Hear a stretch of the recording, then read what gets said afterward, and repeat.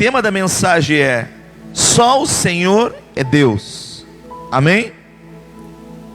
Diga comigo: só o Senhor é Deus.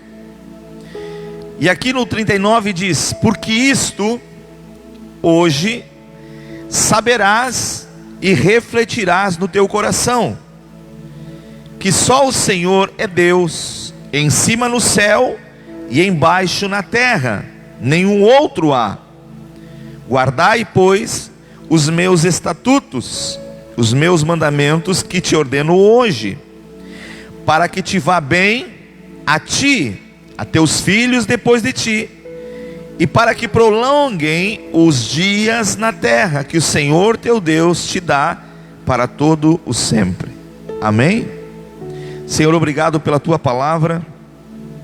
Ela é lâmpada para os nossos pés, ela é luz para o nosso caminho. Permite-nos nessa noite, Espírito Santo, entender um pouco mais do que o Senhor está falando nesses dias. Fala, ministra, Pai, traz luz e revelação, em nome de Jesus. Amém. Esses dois versículos que nós lemos, é interessante que ele começa dizendo assim: por isso hoje. O hoje se refere ao presente. Hoje está falando no presente. Tanto valeu o presente para aqueles que estavam naquele momento, quanto para nós os dias de hoje. Veja como a Bíblia ela é muito atualizada. E a forma com que Deus ao longo dos séculos vem falando, certo? Só muda as pessoas, mas a palavra dele continua sendo a mesma.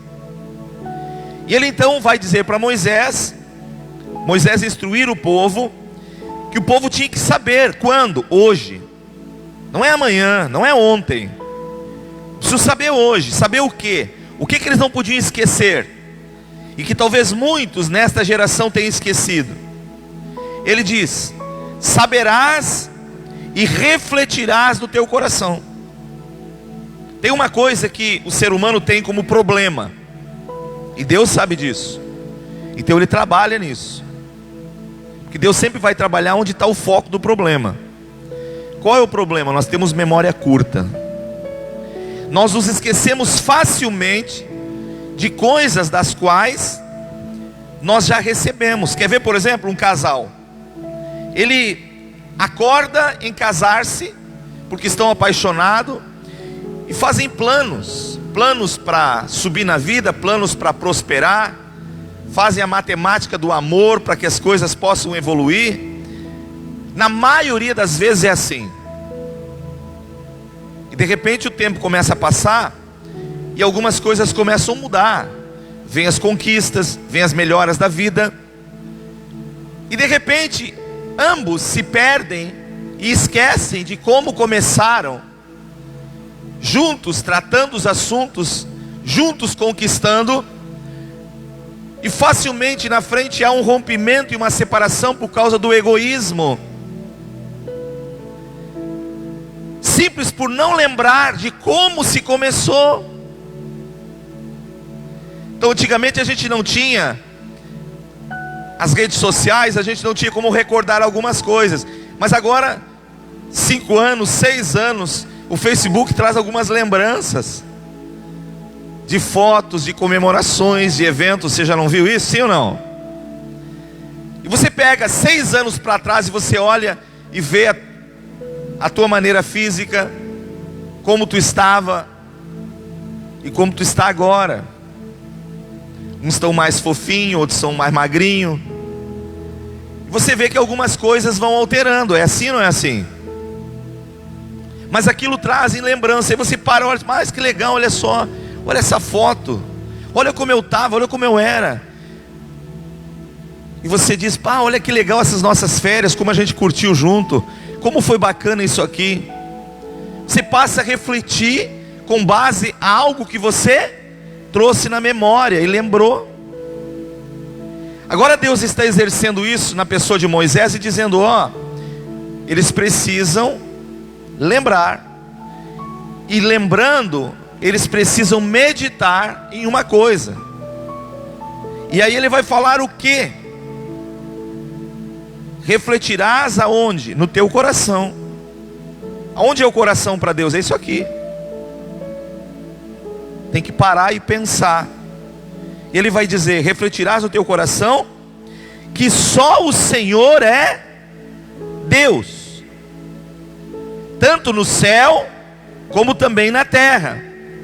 Então por que você começou bem comigo, se humilhou, abriu o coração, aceitou a minha palavra, se batizou, começou a caminhar legal, mas de repente você começa a esquecer que tudo que você recebeu, você não recebeu por tua própria conta. Tinha um Deus que estava te protegendo, te guardando e te abençoando, mas agora você esqueceu.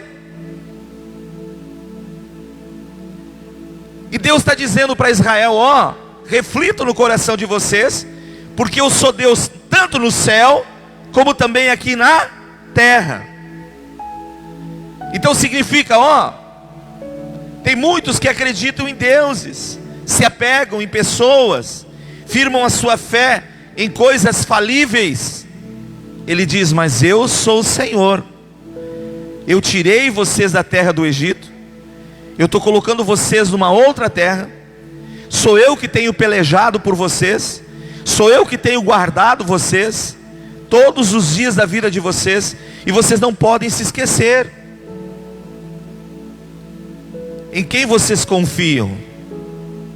Quem é o Deus da vida de vocês? Olha que interessante Deus falando isso. E não há outro Deus. Diga comigo: não há outro Deus. O homem tenta inventar, mas não há outro Deus. Aí nós botamos a nossa confiança em algumas coisas. Agora, por exemplo, está todo mundo esperando a vacina. Pastor, o senhor é contra? Não. Mas a Bíblia diz no Salmo 127, se o Senhor não guardar a cidade, em vão vigia o sentinela. Tomar vacina sem confiar em Deus, pouco vai ajudar. Agora nós precisamos resgatar e saber quem é o Senhor de todas as coisas. Quem é que está controlando todas as coisas? Quem é que detém todas as coisas?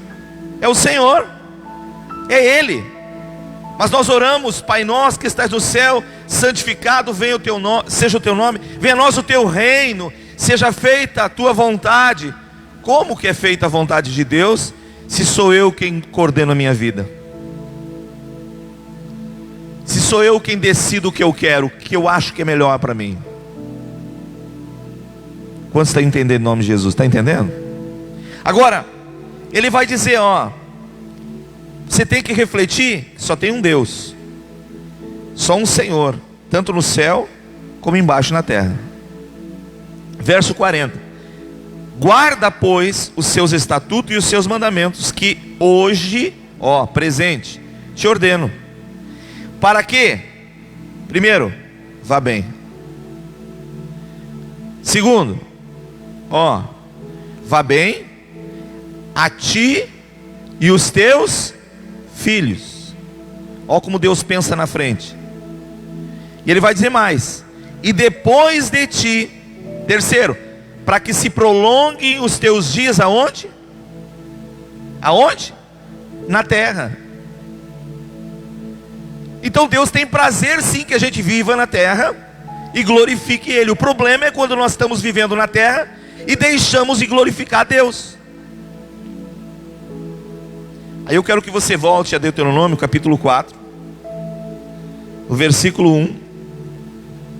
Moisés vai dizer assim, ó: agora pois, ó Israel, ouve os estatutos, os juízos que eu vos ensino, para os cumprirdes, para que vivais e entreis e possuais a terra que o Senhor Deus deu a vossos pais, ou vos dá. E aqui eu parei para perceber algumas coisas interessantes. Primeiro, Deus aqui entrega promessas. Quais promessas que Deus está entregando aqui?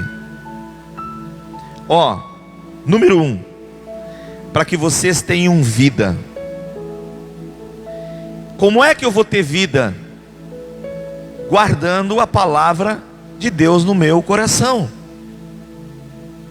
Ele é muito claro em dizer: agora, pois, ó Israel, ouve os meus estatutos e os juízos, para que eu vos ensine, para cumprirdes, para que vivais. Então, a vida espiritual está baseada na obediência à palavra de Deus. Jesus disse: eu vim para que tenham vida e a tenham em abundância. Jesus também disse que Ele era a palavra. Então o que nós precisamos recapitular nos nossos dias é: eu estou vivendo esta vida que Deus quer que eu viva? Porque Ele está dizendo exatamente aqui, junta esse texto, abra em Hebreus capítulo 4.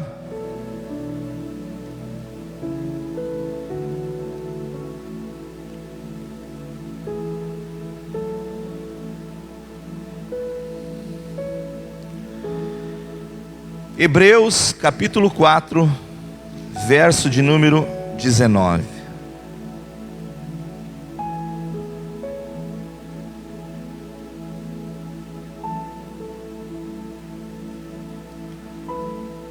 Aliás, verso 12. 19 não tem. Hebreus 4, 12. Porque a palavra de Deus é... O que ela é? Por que ela é viva? Porque na cruz de Cristo, muitas pessoas perguntam: pastor, é pecado eu ter um crucifixo? E eu respondo: ter o crucifixo sem Cristo não há problema. O problema é quando você tem o crucifixo com Cristo pendurado nele. Por quê? Porque ele não está mais na cruz do Calvário. O Cristo que foi à cruz e padeceu é o mesmo que ressuscitou. Então aqui a Bíblia vai dizer assim, porque a palavra de Deus é, primeira coisa, viva. E ela é viva e faz o quê? Ela é eficaz, sabe? Ela produz resultado. A palavra de Deus é uma coisa incrível, ela trabalha de uma forma perfeita. Terceiro, ela é mais cortante do que qualquer espada de 2 gumes. Ou seja, qualquer lado que você pegar na espada, ela corta. Diz que a palavra de Deus é mais cortante e penetra até ao ponto de dividir alma e espírito. Ou seja, eu posso estar indo na igreja, mas o propósito do meu coração não é agradável a Deus. Então quem me vê com a Bíblia embaixo do braço vindo para a igreja, vai me chamar de santo, de uma pessoa que, aquele ali é santo aí na igreja. Mas Deus vai discernir o que está dentro do meu coração. A palavra de Deus vai mostrar o que é a intenção pelo qual eu fui trazido para a igreja. Então ela é eficaz e ela consegue discernir alma e espírito. Ela consegue mostrar o que está dentro de mim, muito claro, o que é parte do espírito e o que é as minhas emoções, os meus sentimentos e as minhas motivações. E vai dizer mais: alma e espírito juntas e medulas, e é apta para discernir o quê? O pensamento e o propósito do coração. Por isso Jesus não tinha problema de olhar para alguns e dizer assim: por que você diz Senhor, Senhor, se você não faz o que eu mando? Por isso que Jesus tinha muita propriedade para dizer assim: muitos me louvam com seus lábios, mas com o coração estão longe de mim. Por isso ele disse para os judeus: vocês são sepulcros cariados, sem dó, simplesmente para mostrar que eles viviam uma casca religiosa e que eles não tinham uma vida como Deus queria que eles tivessem. Então a palavra de Deus, ela vai discernir, ela vai mostrar o que realmente está na fé, quem realmente está com o coração voltado para Deus e quem estava brincando de igreja. Quer nós concordamos ou não, é a verdade. Ela simplesmente vai colocar a nossa vida abertamente. E quem pode fazer isso? A palavra de Deus. E aqui diz, para discernir os pensamentos e o propósito do coração. Verso 13: e não há criatura que não seja manifesto na sua presença. Ou seja, nós podemos enganar uns aos outros com uma maneira que estamos tentando mostrar, e a gente olha só o exterior, então a gente só faz uma leitura do que está vendo por fora, mas Deus diz: não, a minha palavra consegue discernir o que você está vivendo. Posso ouvir um amém? Por isso Davi dizia: Senhor, sonda o meu coração. Por isso Davi tinha um coração voltado para Deus, porque ele sabia que o único que podia fazer algo por ele era Deus, mas ninguém. Então mesmo que ele errasse, ele não corria para longe de Deus. Quando ele via que ele tinha errado, ele corria para os braços de Deus, porque ele sabia que quem tinha o remédio para curá-lo era Deus, quem tinha o perdão para oferecê-lo era Deus, mais ninguém. Então ele vai dizer aqui: não há criatura que não seja manifesta na sua presença, pelo contrário, todas as coisas estão descobertas e patentes aos olhos daquele a quem temos que prestar o quê? Eu não tenho que prestar conta para vocês, e você não tem que prestar conta para mim. Nós temos que prestar conta para Deus. As nossas atitudes, o que nós fazemos, reflete diretamente em Deus. E a palavra mostra isso, a palavra ensina isso, que nós precisamos recordar no nosso coração: espera um pouquinho, mas tem Deus. Quem é que pode nos ajudar no meio dessa turbulência toda que estamos vivendo? É Deus. Se lembra de Daniel? Daniel foi com 14, 15 anos levado cativo para a Babilônia. Sequestraram os jovens. Nabucodonosor pegou muitos nobres e levou para a Babilônia. E Daniel viveu muitos anos na Babilônia. Ele estava com aproximadamente, faz um cálculo comigo, ele tinha em torno de 14, 15 anos quando ele foi levado. Quando você lê Daniel capítulo 6, e diz que Daniel estava orando, e lendo os pergaminhos do profeta Jeremias, ele encontrou um trecho que dizia que Israel ficaria por 70 anos preso na Babilônia. Então se ele tinha aproximadamente 15, 14, 16 anos, nessa faixa de idade, se bota mais 70 em cima, ele já está beirando aos 100 anos de idade. Quando ele reconhece, lendo a escritura, de algo que Deus tinha permitido. E então ele faz o que? Uma recapitulação dentro da sua mente, e ele começa a orar de uma forma frutífera, e ele diz: Senhor, lembra, nós estamos aqui por fruto dos nossos erros, mas o Senhor falou que no passar de 70 anos, o Senhor nos levaria de volta para a nossa terra, então tem misericórdia. Ele faz uma oração assim a Deus. E se você ler o texto, diz que Deus se moveu o coração e começou a trazer Israel de volta. Houve um decreto do rei Ciro que permitiu que Israel voltasse para Jerusalém. Será que é Deus que está falhando nesses dias? O que você acha? Não, Deus não falha. Aonde está a falha? É que nós não estamos sabendo reconhecer que Deus é Deus, tanto no céu quanto na terra, que Ele tem o controle sobre todas as coisas. Então, volte para Deuteronômio de novo. No capítulo 4. Se a primeira coisa que Deus falou era vida para eles, a segunda era que eles entrassem na terra prometida. Diz ali: para que vivais e entrais, ou entrareis, e possuais a terra que o Senhor Deus vos deu a vossos pais, Ele vos dá hoje. Então o que Deus está dizendo aqui?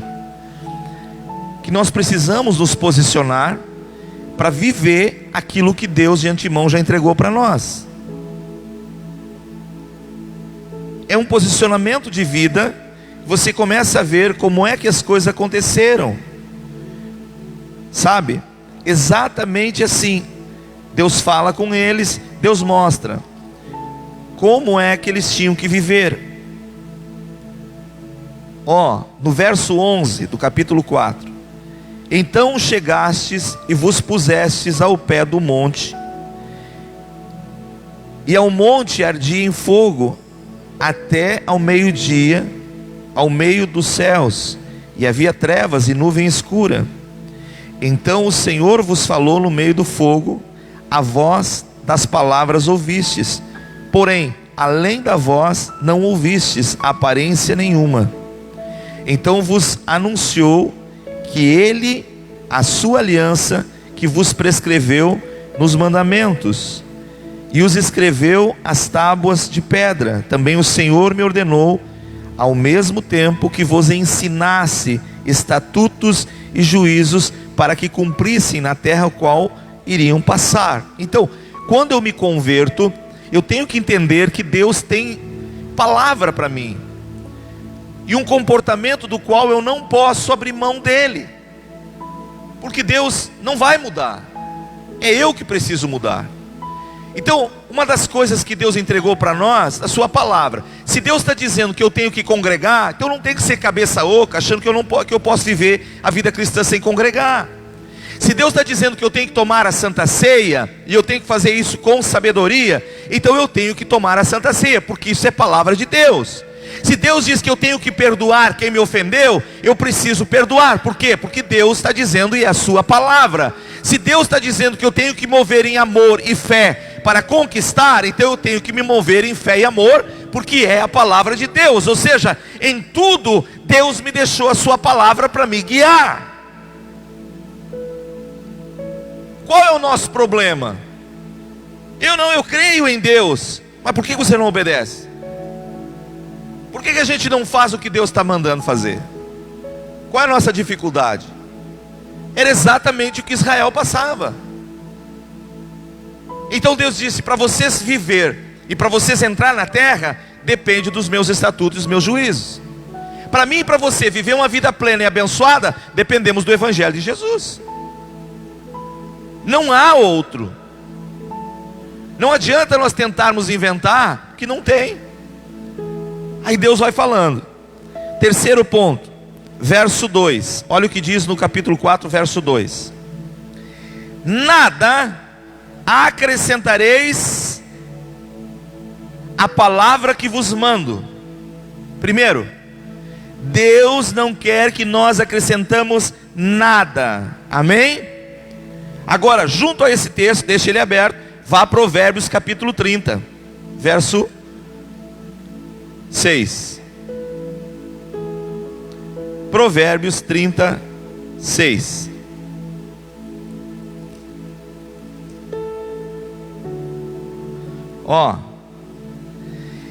Nada acrescentareis a sua o quê? Palavra. Olha que interessante aqui. Para que não te repreenda e seja já achado o quê? Achado o quê? Sabe o que ele está dizendo? Tem muitos que falam em meu nome quando eu não falei, e acabam sendo mentirosos. Então hoje tem muita gente que vai para a internet e diz: Deus falou comigo. Falou nada. Falou nada. Mas para impressionar, tem Deus está me dizendo para você, Deus está me dizendo para você. Deus não falou nada, e a pessoa está acrescentando coisas que Deus não falou. Isso vai tornando as pessoas frustradas. Por quê? Porque aquilo não se cumpre, aquilo não se realiza, porque não foi Deus que falou. E Deus disse: não acrescente nada no que eu tenho falado. Se você quer dar um recado para alguém, abra a palavra de Deus e mostre para ela o que Deus está falando. Esse é um grande desafio que nós temos vivendo nos dias de hoje. Acrescentar coisas que Deus não falou. Dizer em nome do Senhor, eu te digo isso, quando Deus não está falando. Quem me conhece há mais de 30 anos da igreja sabe disso. Eu não abro a boca para dizer: ó, Deus está me dizendo agora, Pedro, isso. Se Deus não me falou, eu estou mentindo. Eu vou me passar por mentiroso, porque não vai acontecer aquilo. Então hoje nós vemos pessoas frustradas, que deram crédito a coisas que não eram reais, em coisas que foram acrescentadas. Quem está entendendo em nome de Jesus? Está entendendo?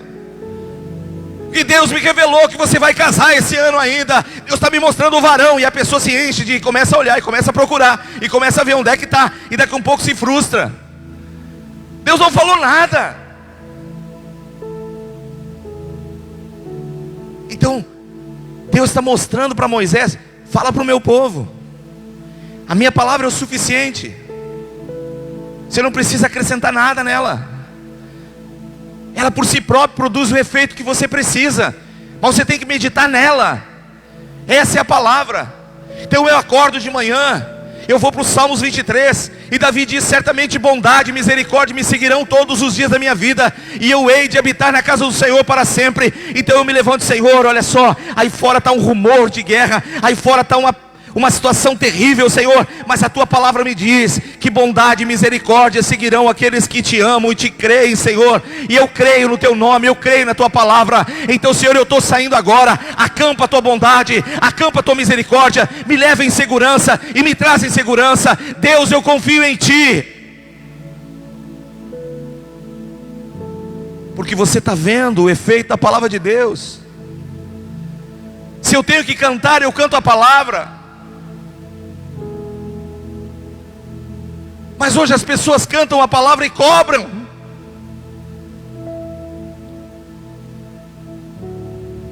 E onde está Deus no meio de tudo isso? O que o Evangelho está nos mostrando?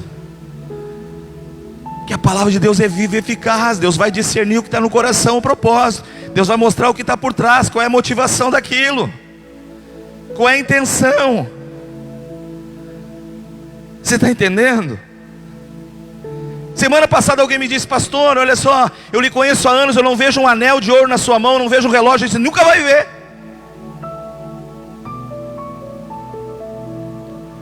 Mas hoje o que mais você vê, quando você vê os caras pregando, é relógio de ouro, é anel no dedo, os caras ostentando. Está errado. O que nós estamos fazendo com a palavra de Deus? O que nós estamos mostrando para Deus? Deus disse: Moisés, não acrescente nada. E olha que interessante, quando você olha aqui, olha o que diz no versículo anterior, versículo 5 do capítulo 30. Toda a palavra de Deus é pura, e Ele é escudo para os que nele confiam. Quem é que é o nosso escudo? Deus. Quando o quê? Quando você está na pureza da palavra dele, quando você decide viver a palavra dele, quando você traz para o teu coração a palavra dele. Para mim isso falou muito forte essa semana. Eu fiquei olhando aqui. Toda a palavra de Deus é pura, é escudo para que nele se refugiam. Nada acrescentes à sua palavra, para não te surpreender e sejas achado mentiroso. Quantos vídeos eu vi na internet dizendo assim: a eleição dos Estados Unidos foi fraudada, o Biden vai perder na justiça e vai ser colocado novamente o Donald Trump como presidente. Agora o cara assumiu, está governando, e quem falou como é que está? envergonhado, porque falou uma coisa que Deus não tinha falado. Falou para contentar algumas pessoas. Nós não temos que falar para contentar as pessoas, nós temos que falar a essência da palavra de Deus, porque a palavra de Deus, ainda que ela venha para me corrigir, ela é escudo e ela me protege. Mas a essência da palavra de Deus, volte novamente lá para o capítulo 4. Se Deus disse, nada acrescente, no versículo 2, diz, nem diminua dela, nem para frente, nem para trás. Olha que interessante, não diminua. Olha o que diz em Apocalipse 22:19.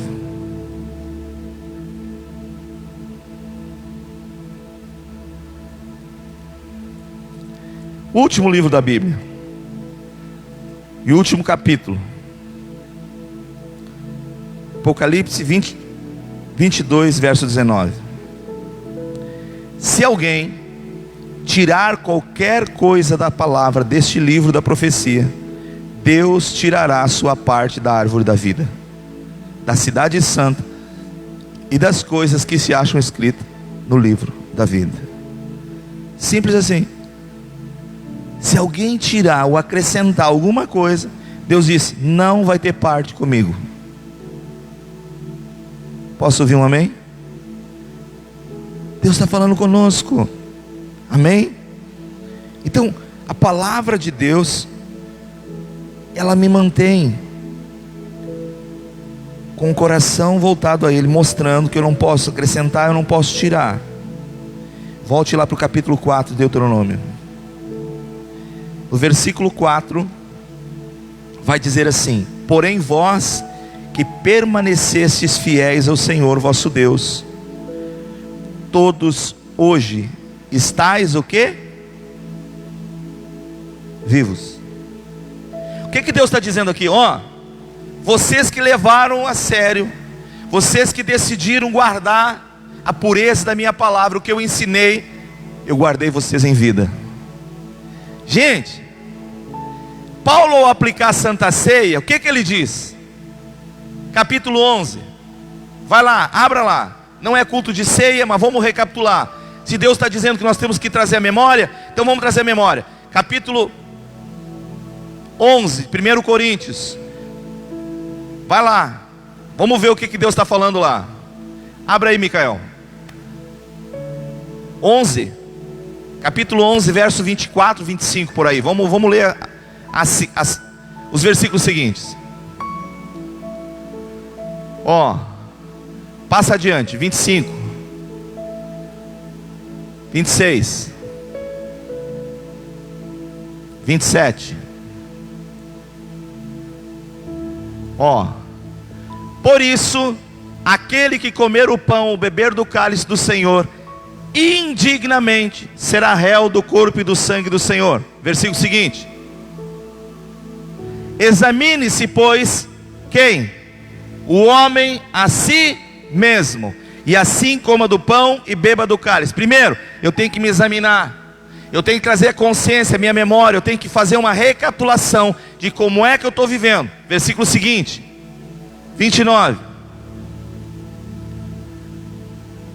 Pois quem come e bebe sem discernir o corpo, come e bebe o quê? Juízo para si. Verso seguinte, verso 30. Ó, leia com entendimento. Eis a razão porque há entre vós muitos fracos e doentes, e não poucos que dormem. Aquela palavra dorme ali significa morte física. Você sabia? Significa Deus me deu uma vida, eu estou participando, mas eu não levei as coisas de Deus a sério. Eu tomo a Santa Ceia, mas eu não estou examinando como eu estou vivendo e como Deus quer que eu viva. Uma coisa é como eu estou vivendo, outra coisa é como Deus quer que eu viva. E aí Paulo disse: há entre vós muitos fracos e doentes, e não poucos que dormem. aqui ele está dizendo: vocês estão na minha presença hoje, porque eu guardei vocês em vida. Aonde está a vida? Aonde está o passar pelos desafios? Em guardar a palavra de Deus. Simples. Se quer ter sucesso na vida, observe o que Deus está falando. Traga para o teu coração para viver isso. Então isso não está escrito, queridos, para botar medo em nós. Isso está escrito para nós termos temor e saber com quem é que nós estamos lidando. Deus é Senhor no céu, como também Senhor da terra. Amém? Ou seja, nós queremos morar no céu. E Deus me diz então: Maurício, você quer morar no céu? Então eu vou te dar uma oportunidade de você trazer o céu na terra e você viver agora na terra o céu. Então quando você está em casa, você faz da tua casa um pedacinho do céu. Quando você está no trabalho, você faz do trabalho um pedacinho do céu. Quando você está no teu lazer, você faz o teu lazer um pedacinho do céu. Mas você não te desconecta do que é o propósito de Deus. Ou seja, você quer viver no céu? Então me prova que você já vai viver o céu aí na terra, no meio da corrupção, no meio do engano, no meio da injustiça, mas vivendo a minha justiça, vivendo a minha verdade e fazendo aquilo que me agrada. É simples, queridos. Nós cantamos, nós adoramos o Senhor e nós oramos o Pai Nosso, reconhecendo que tem um céu. Nós falamos no céu, mas nós não temos nem ideia do que se trata as coisas.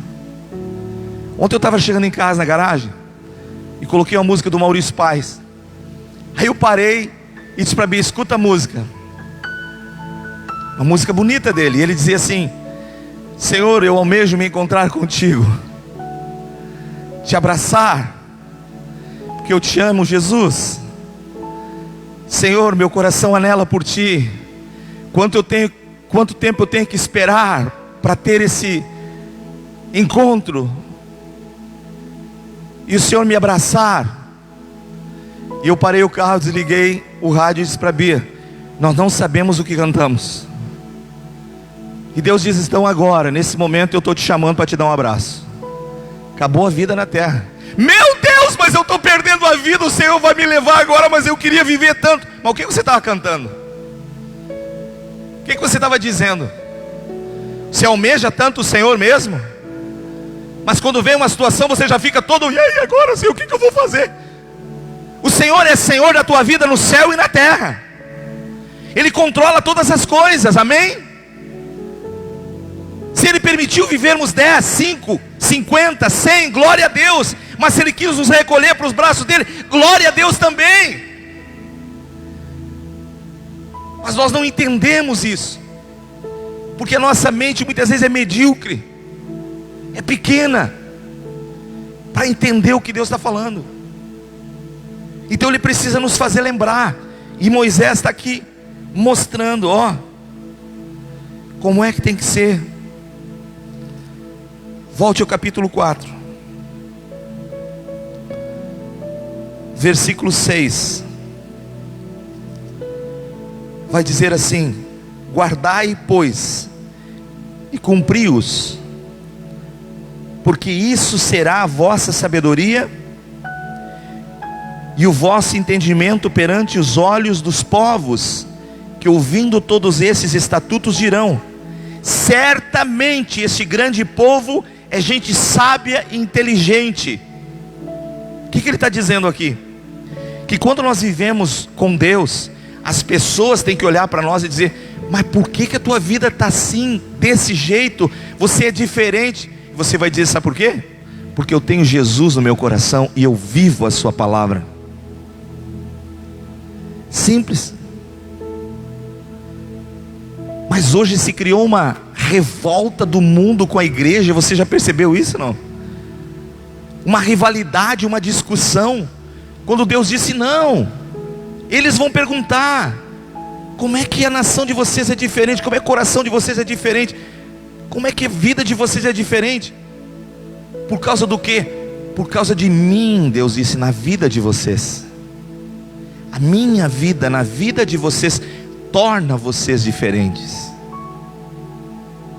Deus é tudo em nós. Sem Ele nada nós podemos fazer. Então Moisés agora está recapitulando isso. Ele está dizendo, a palavra de Deus nos mantém a vida, mas a palavra de Deus nos dá sabedoria, ilumina-nos. E no verso 8 vai dizer que nós nos tornamos diferentes. Olha o que vai dizer ali: e que grande nação há que tenha estatutos e juízos tão justos. E as pessoas olhar e dizer assim: olha, o lugar que eu quero estar é na igreja, porque olha como a coisa funciona, olha como a coisa é. Deus está dizendo exatamente isso. Israel, as pessoas precisam olhar e dizer: você serve a um Deus justo, não há injustiça no Deus que você serve.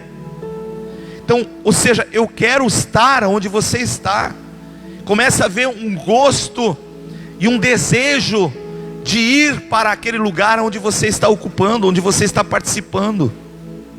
Mas vamos falar a real, é isso que tem acontecido nesses dias, sim ou não? Não. Não. Por coisas que nós mesmos dizemos que somos, quando não somos. Então a Bíblia vai mostrar e nos orientar de uma forma incrível, de uma forma tremenda. A palavra de Deus nos diferencia. E no verso 9 do capítulo 4 vai dizer: tão somente guarda-te a ti mesmo e guarda bem a tua alma, que não esqueças daquelas coisas que os teus olhos têm visto, e não se aparte do teu coração todos os dias da tua vida. E farás saber a quem? A teus filhos e aos filhos dos teus filhos. O que ele está dizendo? Que a palavra de Deus deve ser anunciada, e começa a ser anunciada onde? Dentro da nossa casa, sabe? Dentro da nossa família. Eu já estou um bocado de anos caminhando, olhando as coisas, sabe? Sendo trabalhado por Deus. Agradeço a Deus todos os dias por minha família estar junto na fé. Mas são lágrimas derramadas, não um dia, não 2 dias, muitos dias, são choro diante de Deus, pedindo sua misericórdia para Deus. Mas graças a Deus se passaram 32 anos, e eu vejo os meus filhos juntos, caminhando, adorando e servindo a Deus.